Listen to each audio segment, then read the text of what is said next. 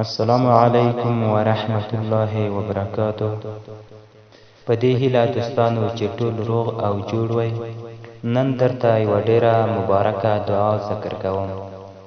رسول الله صلی الله علیه و آله وسلم فرمایي که څوک بازار ته ولاړ شي او دغه مبارکه دعا ولولي، الله جل جلاله به زر نیکۍ ورکا، زر ګناهونه به ورته معاف کا او په جنت کې به یو کور ورکا.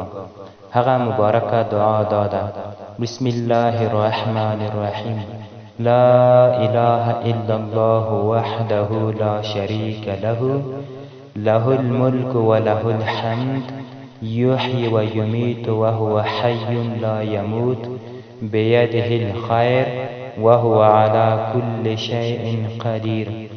یو ځل بیا وایم: لا اله الا الله وحده لا شريك له، له الملك وله الحمد، يحيي ويميت وهو حي لا يموت، بيده الخير وهو على كل شيء قدير.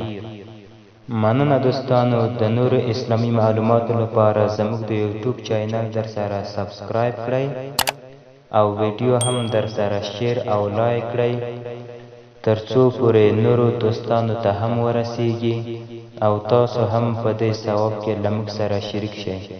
مننه ورونو، نور مو په لوی الله سپارم. ښې شېبې او ښه